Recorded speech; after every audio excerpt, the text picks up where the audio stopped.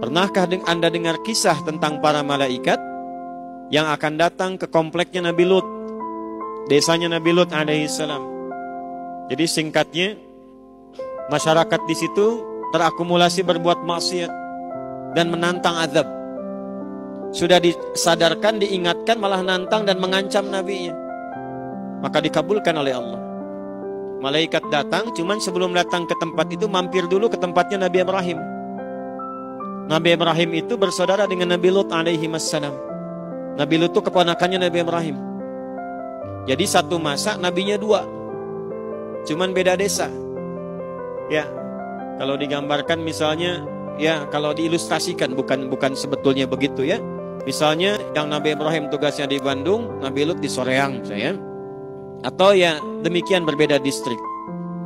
Nah begitu datang ke tempat Nabi Ibrahim, tengah malam tuh, malam-malam, Assalamualaikum, Assalamualaikum, gitu ya.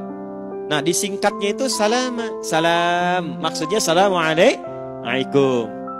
Dijawab oleh beliau, Waalaikumsalam warahmatullah. Qaumum munkirun. Ini bukan orang sini. Anda kalau tengah malam jam 2, ada yang di luar rumah, Assalamualaikum, Assalamualaikum. Dibuka tidak? Diintip dulu ya. Begitu diintip, bajunya putih, rambutnya panjang-panjang, ya 3-5 sosok.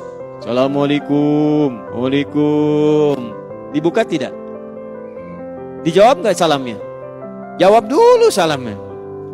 Jawab. Assalamualaikum, Waalaikumsalam. Buka dong. Tidak. Ini dibuka. Dilihat, oh ini bukan orang sini, orang asing. Kalau orang asing lelah, capek, nggak banyak. Kemudian ditanya ini dan itu. Silahkan masuk. Langsung pergi ke belakang ke istrinya. Mama, punya menu terbaik apa kita menjamu tamu kita? Kayaknya dari jauh lelah. Faragha ila ahlihi faja'a bi'ijlin samin. Maka pergi ke belakang ke keluarganya, masih sempat-sempatnya bikin gulai anak sapi itu. Sembelih lembu. Disembelih, dibikin gulai, dihidangkan. Cuman ya persoalan makin kompleks. Setelah dihidangkan, tamunya nggak nyentuh, begini aja tuh. Lihat ke bawah, kaki nggak napak. Waduh. Antum kedatangan tamu malam, jubah putih, rambut panjang, masuk, dihidangkan makanan, dan dihidangkan, dilihat. Terus ke bawah, dilihat kaki nggak napak. Kira-kira bagaimana tuh? Hah? Lari apa enggak? Udah nggak sempet. Udah di situ. Hah? Makanya bahasa Qurannya apa? Fa'aujasa minhum khifah. Maka aujas terperangkap dalam ketakutan, cuman nggak bisa membebaskan diri. Qalu la takhaf. Maka mereka mengatakan, kamu jangan khawatir, jangan takut. Nah, orang-orang yang dekat dengan Allah, ini adabnya, ini hikmahnya. Orang-orang yang dekat dengan Allah, dalam kondisi darurat apapun, terancam bagaimanapun, sekalipun dia dalam kondisi yang sangat membahayakan, akan diberikan ketenangan oleh Allah dalam jiwanya. Sekalipun kegelisahan itu tiba. Bukan gak gelisah, gak tenang, ada kegelisahan, cuman gak akan lama. Balik lagi yakin, Allah pasti berikan solusi. Itulah manfaatnya mendekati Allah. Ya, wabasyaruhu bighulamin alim.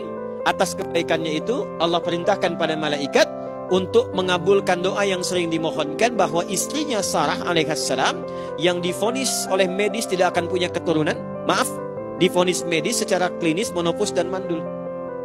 Maka atas kebaikannya itu dikabulkan doanya, diberikan kabar gembira akan mengandung dan melahirkan.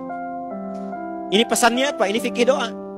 Fikih doanya, kalau Anda punya permohonan yang rumit, yang kata orang mustahil untuk dilakukan, maka cari amalan-amalan yang tidak biasa, yang tidak mudah untuk dikerjakan. Apa Anda pikir mudah menerima tamu malam-malam dibikinkan gulai? Dan itu jawabannya besar di hadapan Allah. Kalau permintaannya berat, maka cari amalan yang tidak mudah orang mengerjakan, itu tidak biasa. Bangun malam tahajud yang orang tidak bangun. Puasa saat orang makan. Puasa sunnah. Saat orang baca Quran, antum baca Al-Quran. Jadikan itu wasilah untuk mengabulkan doa. Itu rumus yang ada di Quran surah kelima ayat 35. Ya ayyuhalladzina amanu ittaqullaha wabtaghu ilaihil wasilah. Hei orang-orang yang punya iman, tingkatkan takwamu kepada Allah. Dengan takwa itu cari wasilah untuk mengabulkan harapanmu. Ada yang dengan sedekah, ada yang dengan sholat, ada yang dengan berkhidmat. Jadi jangan dibayangkan pakai uang saja, datang ke Pusdai, bantu-bantu di sini. Bantu-bantu, coba apa yang bisa dikerjakan. Allah pasti berikan jalan. Niatkan wasilah mendapatkan kebaikan. Termasuk Anda yang bekerja mengabdi, niatkan dengan ikhlas. Itu bisa menghilangkan kesulitan. Nanti fikihnya ada di Al-Bukhari. Yang 3 orang sedang berjalan, tiba-tiba kena hujan itu. Masuk mereka ke dalam gua, batunya menggelinding. Kan mereka bebas dari situ setelah bermohon kepada Allah dengan amal solehnya. Di antum tuh kalau beramal soleh, kita